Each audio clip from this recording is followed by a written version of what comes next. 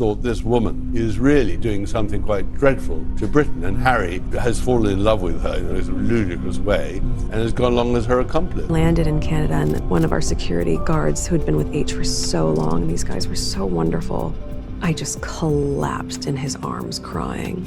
I was like, I tried so hard. He goes, I know you did, ma'am, I know you did. Harry and Meghan are going to be petrified about the idea of Tom Bower snooping back into their married life, right? When Queen Camilla told a close friend that Meghan had brainwashed Harry, people brushed it off like just another royal rumor.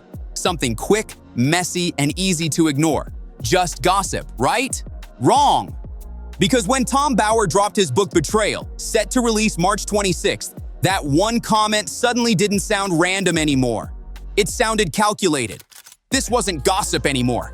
It was being framed like a full breakdown. She did it.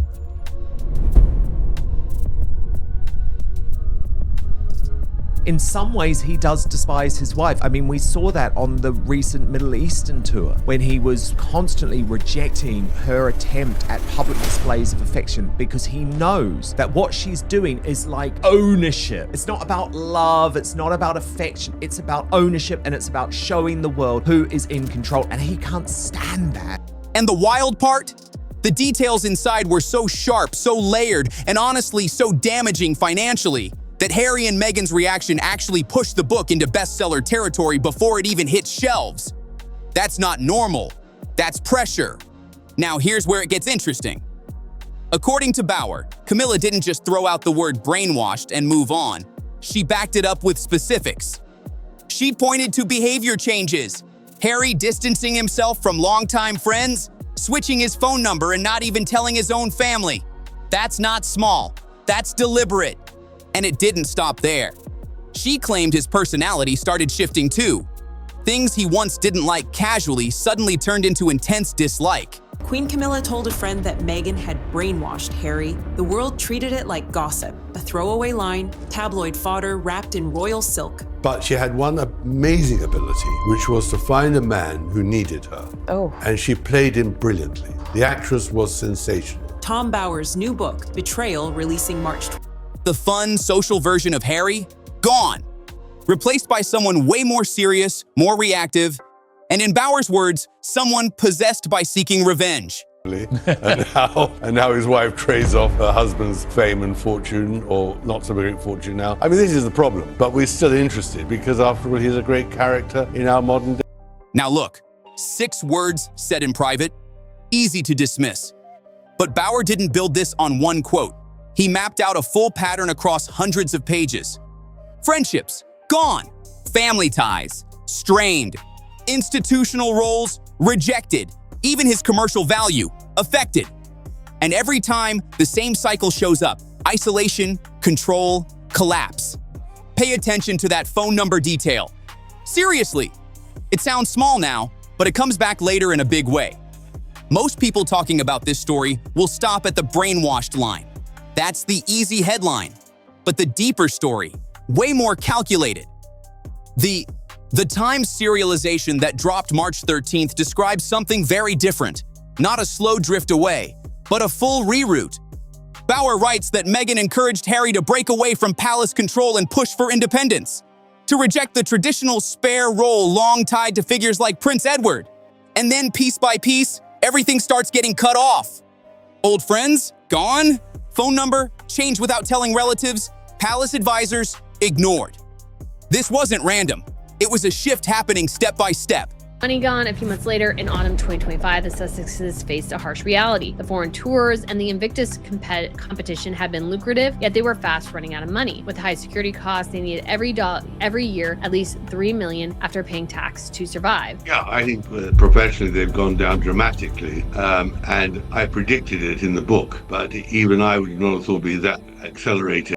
Then things got tense, real tense.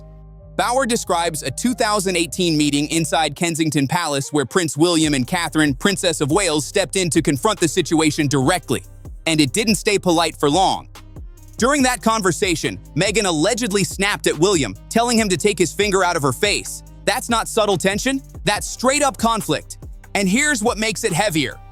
William had already warned Harry before the engagement even happened. I realized how successful she'd been. Here was a woman who was nothing. I mean, born, broken family, the whole thing, unknown actress, all the rest of it, becomes a global star, which is what she wanted. When she was about 9 or 10, she said to her father, I want to be famous, I want to walk down the red carpet. And she has now done that. And she's calculated that she could be a great success and by marrying Harry.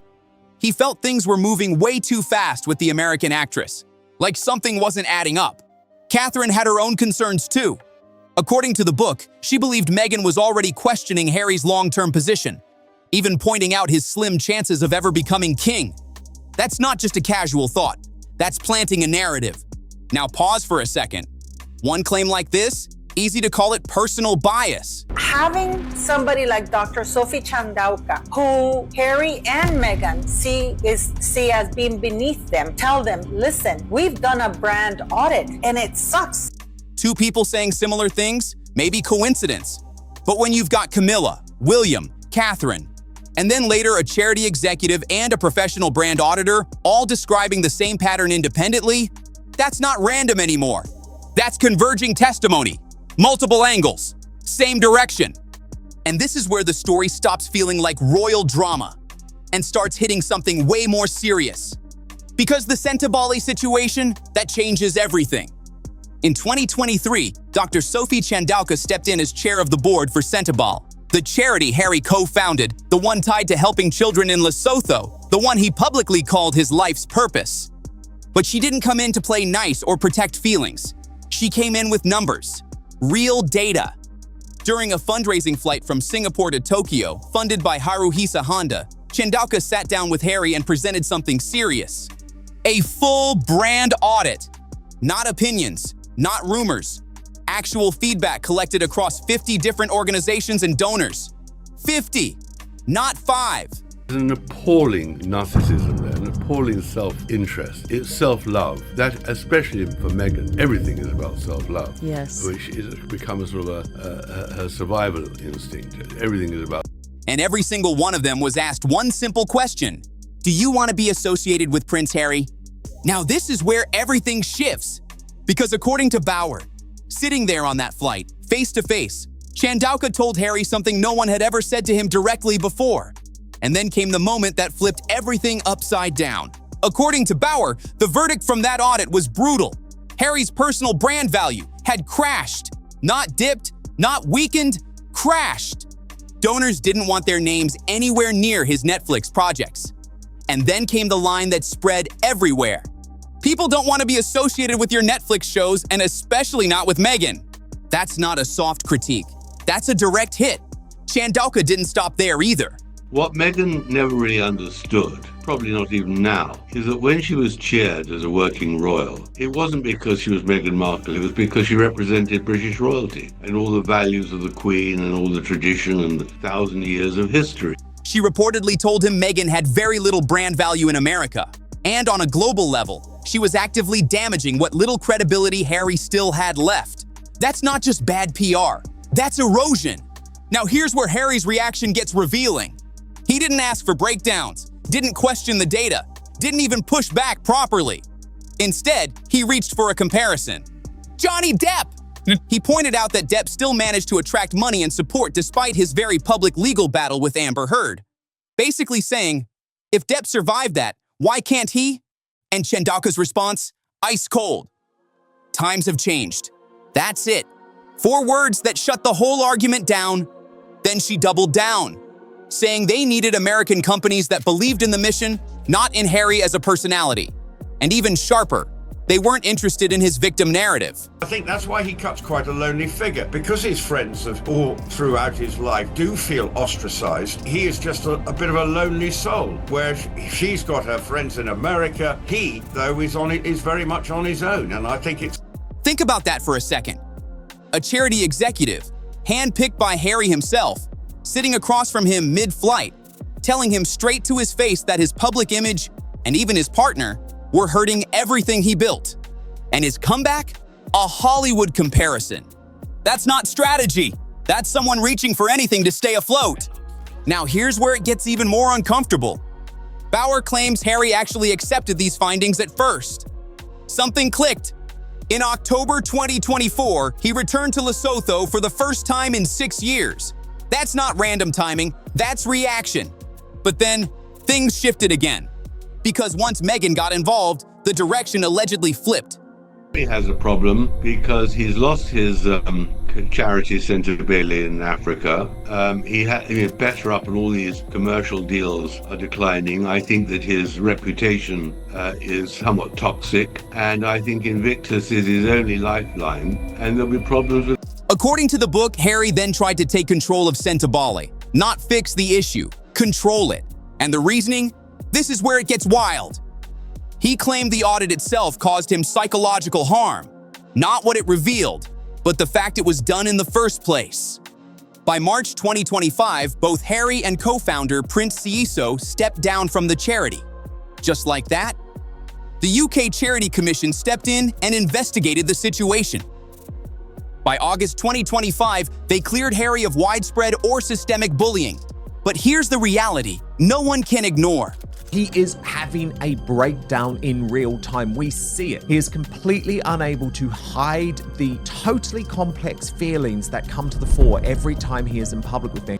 The charity he built, the one tied to helping vulnerable children in Southern Africa. And just like that, the person who told him the truth, gone.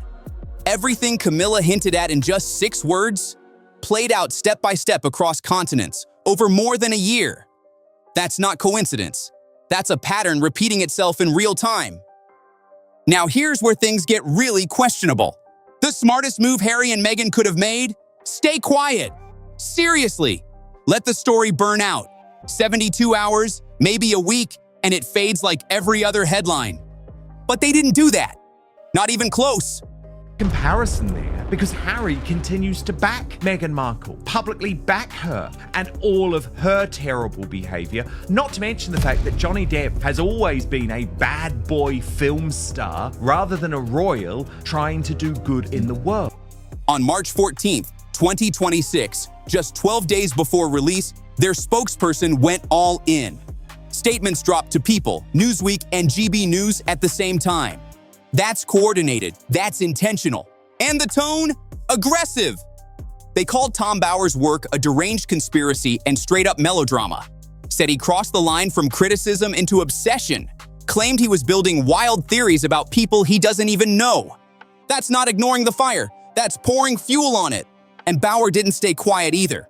Through the Daily Express, he fired right back, saying the Sussexes were basically running out of road in Hollywood and calling out what he described as suffocating self-importance. Now here's the part nobody can ignore. The numbers. 20 years ago, that woman would not be able to marry a working member of the British royal family. Even though she's an actress, even though she's playing a role, that is just beneath the British royal family. By March 15th, before a single physical copy even shipped, Betrayal hit #1 on Amazon's bestseller chart. Think about that. All that pushback, all those statements, they didn't slow the story down. They launched it. They gave the book more exposure than any marketing campaign ever could. We're talking the kind of attention money can't even buy. Even PR expert Renee Smith, founder of Atticism, called it out. She said the response made them look seriously bothered. Not calm, not in control, bothered. And here's the key point she made. It's not even about whether every claim is true. It's about the fact that the claims are close enough to what people already believe, that they hit hard. And this right here, this is the sharpest point in the whole story. The Sussexes never denied a single specific claim. Not the brand audit, not Chandauka's testimony, not even the isolation pattern. Nothing. Instead, they went straight at Tom Bower himself. That's not a rebuttal, that's a signal. Because when someone avoids the details and targets the messenger, it usually means the details are uncomfortable. Think back to that phone number, the one Harry changed without telling his own family. Same energy, same move. Every time someone steps in with hard truth, a brother, a charity chair, an author, the response isn't to deal with the message. It's to shut down the person delivering it. He said Mr. Bower's commentary has long crossed the line from criticism into fixation. This is someone who has publicly stated the monarchy in fact depends on actually obliterating the Sussexes from our state of life. Language that's not random behavior. That's a pattern. And here's where it gets even deeper. This pattern isn't new. The royal family has seen something like this before, and they clocked it immediately. According to biographer Ingrid Seward, Prince Philip privately gave Meghan a nickname, DUOW, Duchess of Windsor, referring to Wallis Simpson. And once you see the parallels, it's hard to unsee. An American woman enters the royal system. A prince starts pulling away from friends and advisors. The couple separates from the institution, and the man's public role starts fading out. That's a very specific sequence. Biographer Sally Bedell Smith summed it up directly. An American woman came into the picture and changed the dynamic of the whole thing. Now hold on. Before jumping to conclusions, history isn't that simple. When Queen Camilla told a close friend that Meghan had brainwashed Harry, people brushed it off like just another royal rumor. Something quick, messy, and easy to ignore. Just gossip, right? Wrong. That's only gonna work, Harry, once you kick Meghan to the curb and blow the whistle on her terrible behavior. Because when Tom Bauer dropped his book Betrayal, set to release March 26th, that one comment suddenly didn't sound random anymore. It sounded calculated. This wasn't gossip anymore. It was being framed like a full breakdown. And the wild part? The details inside were so sharp, so layered, and honestly so damaging financially that Harry and Meghan's reaction actually pushed the book into bestseller territory before it even hit shelves. That's not normal. That's pressure. Now here's where it gets interesting. According to Bauer, Camilla didn't just throw out the word brainwashed and move on. She backed it up with specifics. She pointed to behavior changes. Harry distancing himself from longtime friends, switching his phone number and not even telling his own family. That's not small. That's deliberate. And it didn't stop there. She claimed his personality started shifting too. Things he once didn't like casually suddenly turned into intense dislike. Remember, Harry and Meghan threatened to sue at the drop of a hat, and they have never tried to sue Tom Bauer because they know what he writes is. The fun, social version of Harry? Gone. Replaced by someone way more serious, more reactive, and in Bauer's words, someone possessed by seeking revenge. Now look, 6 words said in private, easy to dismiss. But Bauer didn't build this on one quote.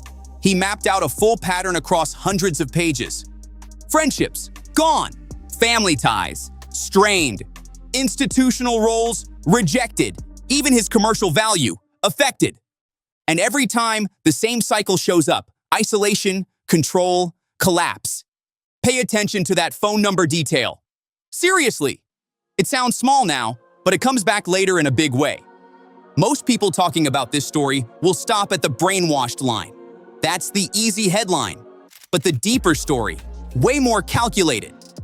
The Times serialization that dropped March 13th describes something very different. Not a slow drift away, but a full reroute.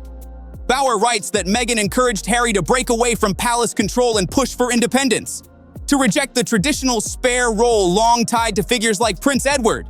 And then piece by piece, everything starts getting cut off. Old friends, gone. Phone number, changed without telling relatives. Palace advisors, ignored. This wasn't random. It was a shift happening step by step. Then things got tense. Real tense. Bauer describes a 2018 meeting inside Kensington Palace where Prince William and Catherine, Prince